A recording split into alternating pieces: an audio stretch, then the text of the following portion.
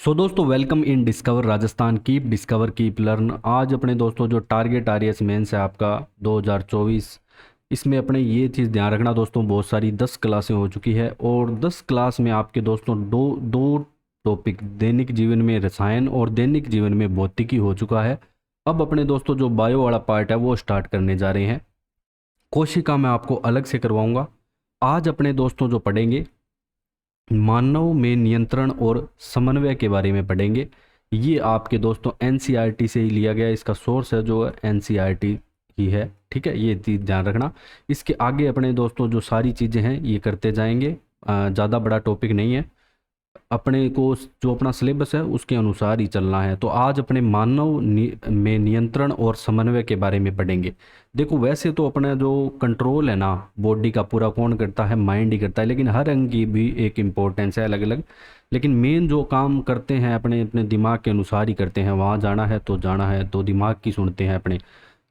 अब दोस्तों नियंत्रण और समन्वय के सबसे पहले बात करें तो जीव विभिन्न प्रकार की उत्तेजनाओं जैसे प्रकाश होता है, ऊष्मा होता है, पोषक तत्व होता है। जैसे आपने कोई गर्म चीज़ के हाथ लगा लिया तो क्या आप अपना एकदम से हाथ पीछे चला जाता है, तो ये रिएक्शन वगैरह। ठीक है, ये चीज़ें बताई गई है, ये मेन बेसिक चीज़ें हैं। ठीक है, प्राणियों में सभी गतिविधियां तंत्रिका और अंतःस्रावी तंत्र द्वारा नियंत्रित और समन्वित होती है।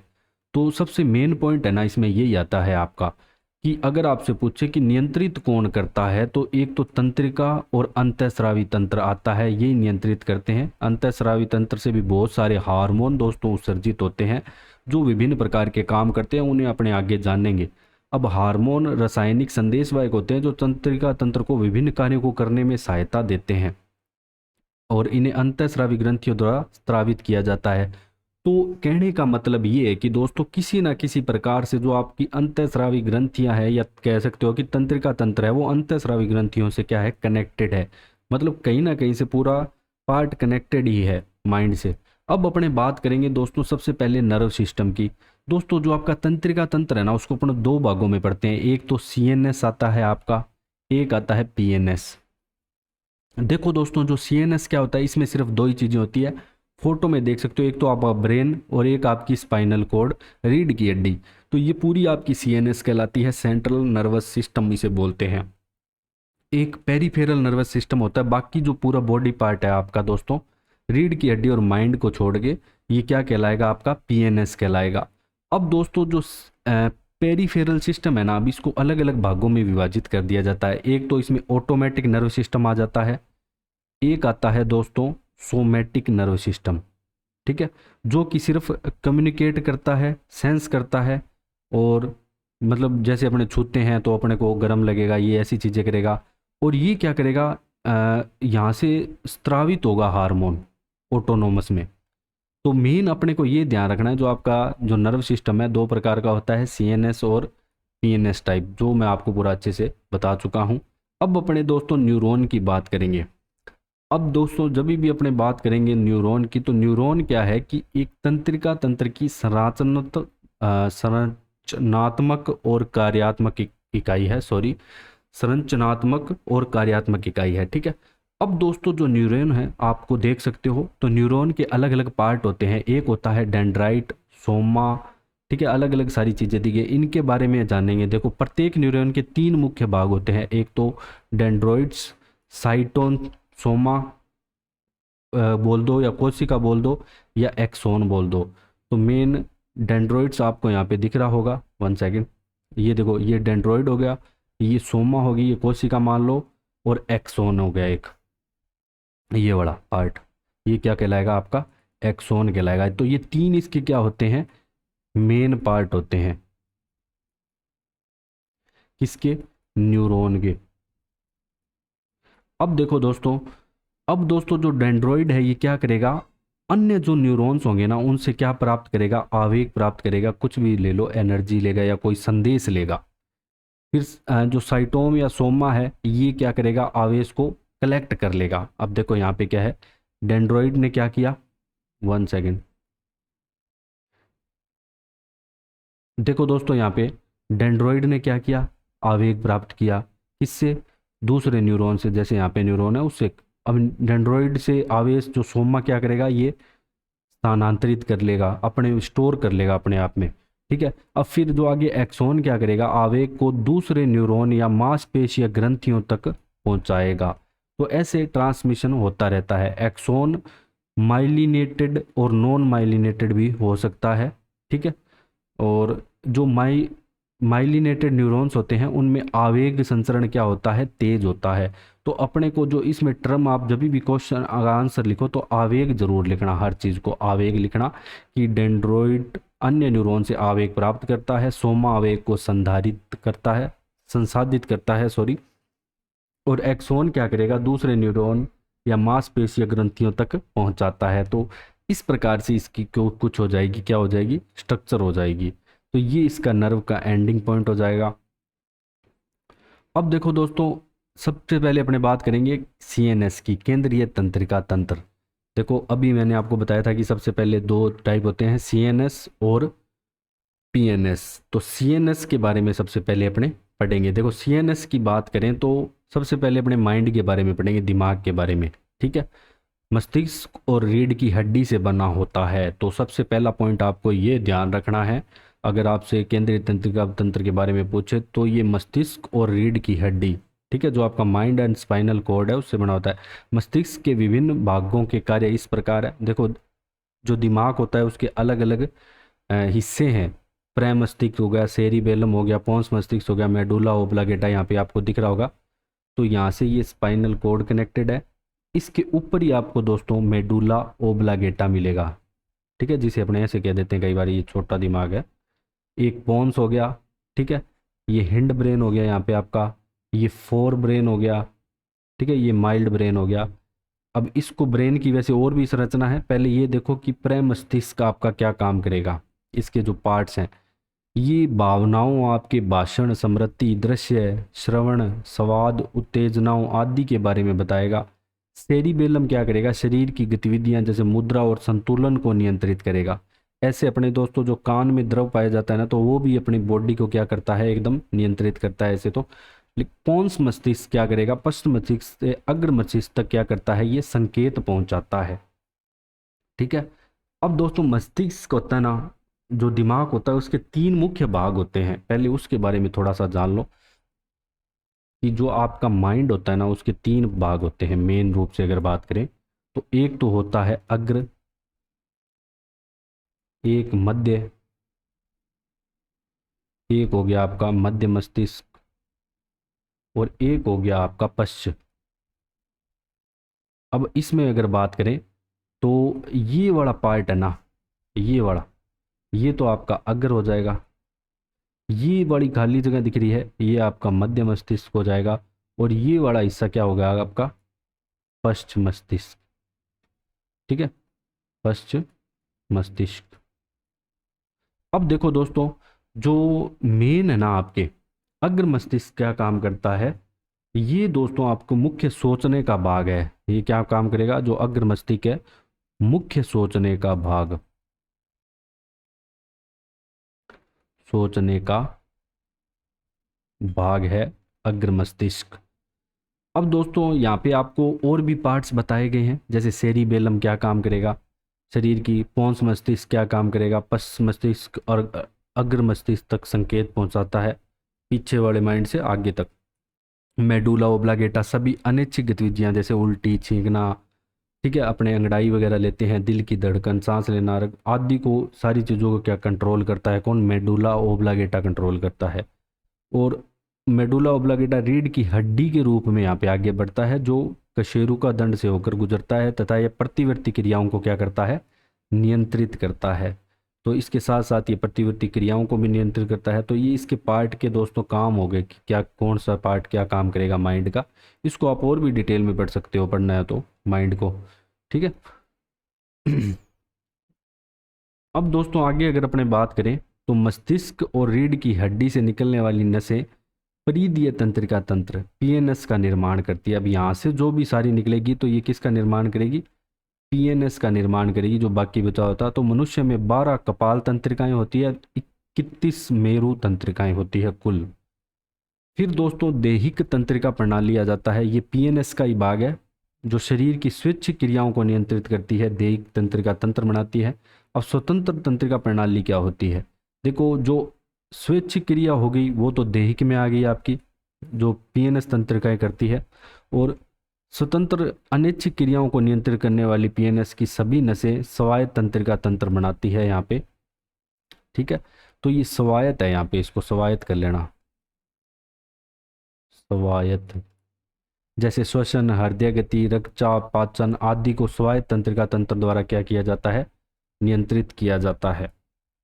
तो दोस्तों ये क्या करेगा? अनैच्छिक। और दैहिक में क्या हो रहा है? ऐच्छिक हो रहा है। स्वायत्त तंत्रिका तंत्र के भी दो प्रकार है, एक तो सहानुभूति, एक परानुकंपी। अभी ये कैसे डिवाइड हो गया? देखो, जहाँ भी तीव्र शारीरिक गतिविधि के लिए शरीर तैयार रहता है और उसे लड़ो या भागो वाला प्रतिक्रिया के रूप में भी संदर्भित किया जा सकता है। और ये दोस्तों जो परानुकंपी होता है ना, ये क्या होता है? आलसी होता है। ठीक है, जहाँ पे आपको आराम करने में मजा आएगा, कई उच्च ऊर्जा कार्यों को बाधित करके धीमा कर देगा, क्या थोड़ा सो लेते हैं आराम से, तो ये क्या करेगा? परानुकंपी तंत्रिका तंत्र करेगा। तो ये दोनों चीजें हैं, समझ आ गई होगी आपको। अब ये प्रतिवर्ती क्रिया है, ये क्या है? ये पलटा हुआ चाप थोड़ा सा इसमें ट्रांसलेट हुआ तो चेंज हो गया नाम, प्रतिवर्ती क्रिया है मेन। प्रतिवर्ती क्रिया के दौरान विद्युत आवेग द्वारा अपनाया गया पद है, और आवेग रिसेप्टर अंग से रीढ़ की हड्डी मस्तिष्क तक जाता है और वहाँ संसाधित किया जाता है, और जानकारी को कार्रवाई करने के लिए संबंधित मांसपेशी से वापस लाया जाता है। इस प्रकार जो ग्राही अंग है वो संवेदी अभिवाही न्यूरॉन, इंटरन्यूरॉन, मोटर अपवाही न्यूरॉन, प्रभावक अंग का मेन क्या कहना चाहता है इस फोटो में आपको समझ आ जाएगा। देखो यहाँ पे आपने क्या है कि हॉट ऑब्जेक्ट रखा, कुछ भी हो सकता है, सिलेंडर जला लो, मोमबत्ती लगा लो, तो अपने चेक करते हैं, जैसे अपने टोपियों में कोई दूध वगैरह पड़ा है तो वहाँ भी अपने चेक करते हैं, गर्म है ठंडा है, तो हाथ लगा के, तो वो किस प्रकार से अपने माइंड तक जाता है वही चीज़ें बताई गई है। ठीक है, इसीलिए अपनों ने क्या पढ़ा था? न्यूरॉन पढ़ा था। ठीक है, तो यहाँ पे जैसे एकदम से ये अपना हाथ पीछे हटा लेगा, ये रिएक्शन हुआ। पहले क्या हुआ कि जो muscles contract and withdraw part of, ये बाद में करेगा, ये इससे अलग कर लेगा। ठीक है, अब पहले क्या हुआ था? जो डेंड्राइट ऑफ ये न्यूरॉन है, मैंने आपको बताया था, ये इसको आगे भेजेगा किस में? Cell body of afferent neuron. तो मैंने आपको ये बताया था कि डेंड्राइट से किस में जाएगा? सेल में जाएगा। फिर सेल आगे किस में जाएगा? सेल में एक्सोन में। देखो ये रहा एक्सोन के बाद यहाँ पे cell body of interneuron and cell body of, और इसके बाद दोस्तों जो स्पाइनल कॉर्ड में। तो यहाँ से क्या है कि पूरा इसको रिएक्शन मिलेगा कि अब अपने को क्या करना है। फिर अचानक से आप अपना हाथ क्या होगा? पीछे हटा लोगे। तो इसमें यही बात प्रतिवर्ती क्रिया का मतलब है कि कैसे एकदम से अपना आप हाथ आपने अपना पीछे हटाया, वही बात कही गई है। थोड़ा सा इसकी लैंग्वेज इस प्रकार से है।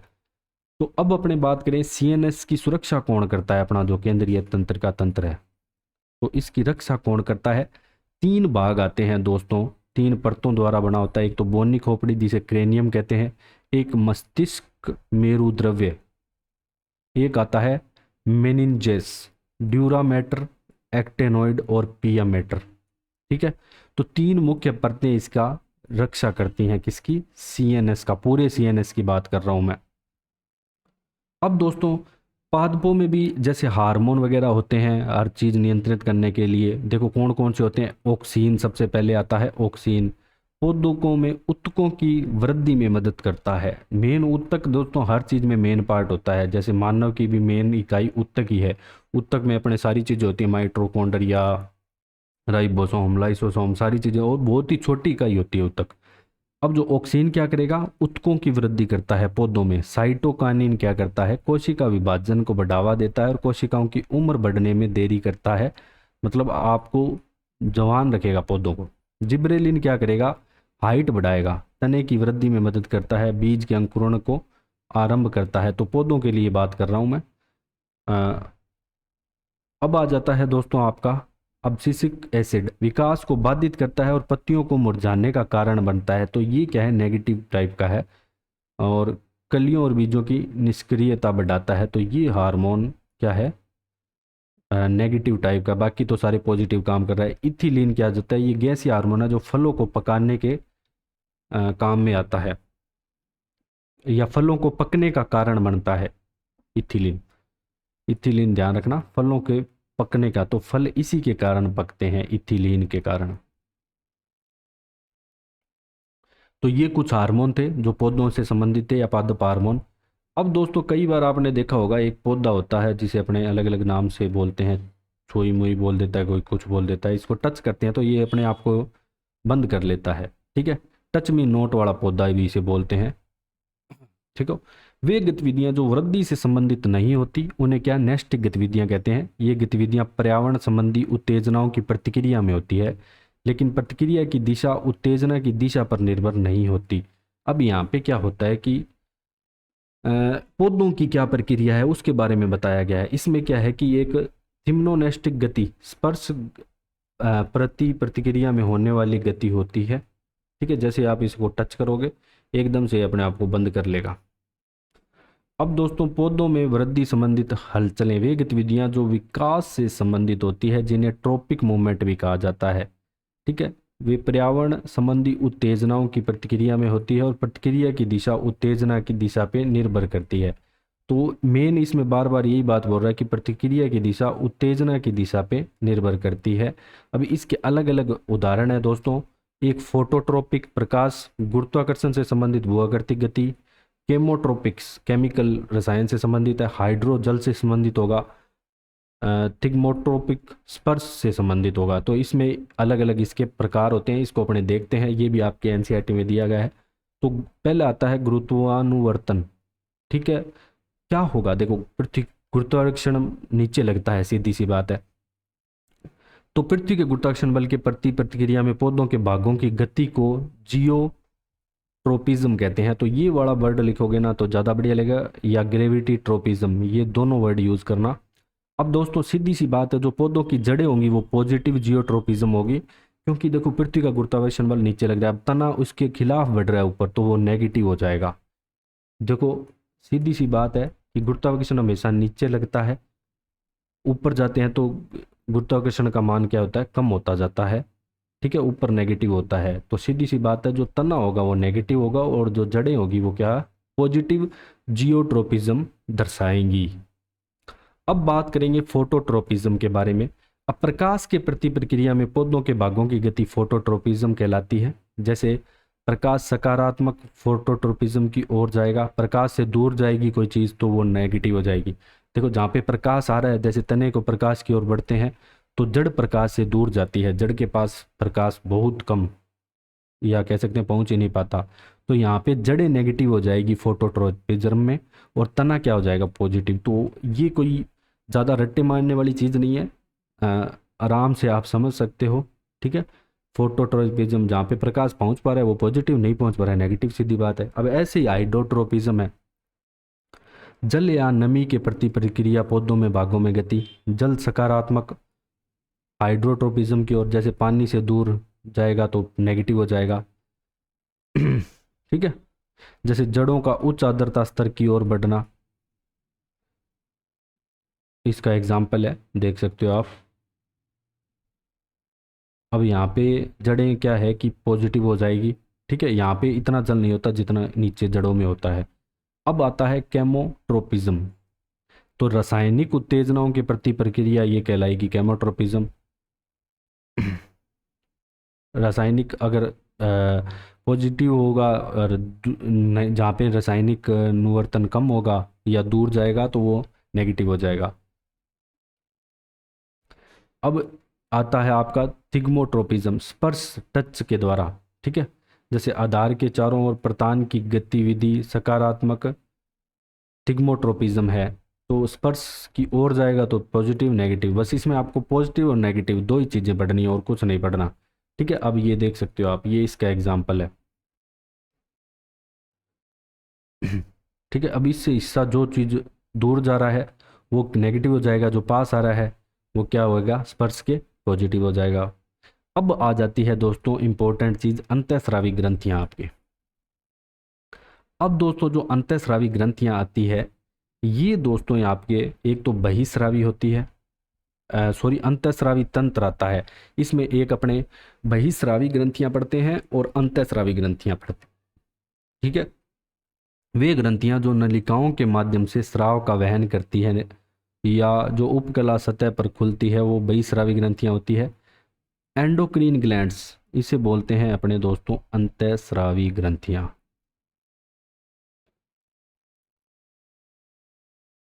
इसमें क्या होगा दोस्तों, ये ग्रंथियां नलिका विहीन ग्रंथियां होती हैं, ठीक है, जबकि बहिस्रावी में नलिकाएं होती है, जो मनुष्यों में रक्त प्रवाह में हार्मोनों का क्या करती है, स्त्राव करती है। किसमें, हार्मोनों का स्त्राव। अब दोस्तों अपने मानव शरीर में बहुत सारी अंतःस्रावी ग्रंथियां हैं जो मेन अपने पढ़ेंगे, जो आपके एग्जाम में इंपॉर्टेंट है। पिट्यूटरी, थायराइड, एड्रिनल, पीनियल, अग्नाशय, अंडाशय, ठीक है। तो जैसे महिलाओं में अंडाशय हो जाएगा, पुरुषों में वृषण हो जाएगा। अब यहाँ से कौन कौन से हार्मोन निकलते हैं वो सारी चीज़ें जानेंगे। देखो जो एंडोक्राइन सिस्टम होता है, लगभग बहुत सारी चीज़ें सेम होती है, कुछ चीज़ें मानव में अलग होती है। देखो ब्रेन है, ब्रेन सब में एक जैसा होता है। अब यहाँ पे दोस्तों जो पीनियल ग्लैंड है और पिट्यूटरी ग्लैंड आपको दिख रही होगी, थोड़ा सा आपको यहाँ पे विजिबिलिटी कम होगी। तो ये दोस्तों दिमाग माइंड की यहाँ पे पिट्यूटरी होती है, ये पीनियल होती है, इनके बारे में पढ़ेंगे यहाँ पे अपने। और गले में कौन सी होती है, ये थायराइड ग्रंथि, जो कि तितली के आकार की होती है। ये दोनों में, ये देखो यहाँ भी है और यहाँ भी है। इसके बाद आपका पैनक्रियाज आ जाएगा, ये वाला, ठीक है, ये अग्नाशय ग्रंथि होगी। फिर आपकी ये थायराइड आ जाएगी, ठीक है। और फिर आपके दोस्तों एड्रिनल ग्लैंड आ जाएगी। और जो आपके दोस्तों अंडाशय ग्रंथि है, यहाँ से जो हार्मोन रिलीज होगा महिलाओं में, ठीक है, और पुरुषों में टेस्टिस से रिलीज होगा, इसके बारे में भी जानेंगे। देखो सबसे पहले आती है पीयूष ग्रंथि, मस्तिष्क के आधार पर स्थित मटर के आकार की ग्रंथि है। तो मेन जो आपका माइंड है उसके बेस पे स्थित होती है पिट्यूटरी ग्लैंड, ठीक है। देखो यहाँ पे जैसे इसकी स्थिति की बात करें तो यहाँ पे इसकी स्थिति होगी पिट्यूटरी ग्लैंड की। अब दोस्तों ये मास्टर ग्रंथि है, और क्योंकि ये सभी अंतःस्रावी ग्रंथियों के संत्राव को क्या करती है, नियंत्रित करती है। तो जितनी भी अंतःस्रावी ग्रंथियां है ना, उसके स्त्राव को यही कंट्रोल करती है, लास्ट में डिसीजन यही लेगी। ये ग्रोथ हार्मोन जीएच भी स्त्रावित करती है। जीएच से कम स्त्राव से बौनापन, जिसमें जीएच हार्मोन कम स्त्रावित होता है वो लोग क्या हो जाते हैं, छोटे रह जाते हैं। और अधिक स्त्राव से बच्चों में गिंगेटिज्म और वयस्कों में एक्रोमेगाली भी हो जाता है, ज़्यादा अगर इसका स्त्राव हो तो। थायराइड ग्रंथि की बात करते हैं अब अपने। गले में स्थित एक तितली के आकार की ग्रंथि है दोस्तों, थायराइड ग्रंथि, ठीक है। अब दोस्तों ये थायरोक्सिन हार्मोन का स्राव करती है। तो ये ध्यान रखना है कि जो थायराइड है थायरोक्सिन हार्मोन का स्राव करेगी, जो शरीर के चयापचय को नियंत्रित करती है। और शरीर में थायरोक्सिन के संश्लेषण के लिए आयोडीन की आवश्यकता होती है, ठीक है। जब भी आयोडीन की कमी होती है या अधिकता होती है तो दोनों में अलग अलग रोग हो जाते हैं। कमी के मामले में थायरोक्सिन के कम स्रावण के कारण गंडमाला रोग भी यहाँ पे हो जाता है। तो थायराइड ग्रंथि से थायरोक्सिन हार्मोन निकलता है, अपने को यही याद रखना है मेन। तो फिर बात करें अग्नाशय की दोस्तों, तो पेट में मौजूद एक पत्ती जैसी ग्रंथि होती है अग्नाशय। यह एक अंतःस्रावी तथा बहिस्रावी दोनों ग्रंथि है। तो दोनों टाइप की है, ये अंतः भी और बहि भी है। अंतःस्रावी ग्रंथि के रूप में दो हार्मोन बनाती है, एक तो इंसुलिन, एक ग्लूकोगोन। तो अग्नाशय दोनों टाइप से काम करेगी, और अंतःस्रावी के रूप में इंसुलिन, ग्लूकोगोन बनाएगी। और दोनों हार्मोन विरोधी रूप से कार्य करते हैं और रक्त में शर्करा के स्तर को क्या करते हैं, कंट्रोल करते हैं। मतलब शुगर लेवल ये क्या करते हैं, आपका कंट्रोल रखते हैं आपके ब्लड में। बहिस्रावी ग्रंथि के रूप में ये भोजन में protein, lipid, carbohydrate, nucleic acid को तोड़ने के लिए एंजाइम्स का स्राव करती है, ठीक है, जैसे HCl वगैरह हो गया। अग्नाशय में इंसुलिन की अपर्याप्त मात्रा से आपके मधुमेह का कारण बनती है, शुगर वगैरह हो जाती है। तो इंसुलिन और ग्लूकोगोन अपने को ये ध्यान रखना है, दो हार्मोन स्रावित करती है अंतःस्रावी ग्रंथि के रूप में। बहिस्रावी के रूप में protein, lipid, carbohydrate, nucleoside acid को तोड़ने का काम करेगी। एड्रिनल ग्रंथि की बात करें अब अपने, प्रत्येक गुर्दे के ऊपर जोड़े में होती है दोस्तों। उम्र बढ़ने के साथ इसका आकार क्या है, घटता जाता है। और यह हार्मोन एड्रेनलिन का स्राव करता है, जो उड़ान या लड़ाई की प्रतिक्रिया में करो या मरो कह सकते हैं, ठीक है। जो करो या मरो वाला हार्मोन वो एड्रेनलिन हार्मोन है। और इसके अलावा नॉर एड्रेनलिन हार्मोन का भी स्राव करता है। फिर जननांग की बात करते हैं दोस्तों, तो पुरुषों में तो वृषण होते हैं, महिलाओं में अंडाशय होता है, ठीक है। वर्षण पुरुष हार्मोन जो टेस्टोस्टेरोन का उत्पादन करते हैं, जो टेस्टिस होते हैं वहाँ से कौन सा निकलता है, टेस्टोस्टेरोन। और अंडाशय से कौन सा निकलेगा, एस्ट्रोजन और प्रोजेस्टेरोन हार्मोन निकलेगा। ठीक है, टेस्टोस्टेरोन और एस्ट्रोजन युग्मक निर्माण में क्या करते हैं, मदद करते हैं भ्रूण निर्माण में। और जो प्रोजेस्टेरोन है गर्भावस्था हार्मोन बोलते हैं उसको।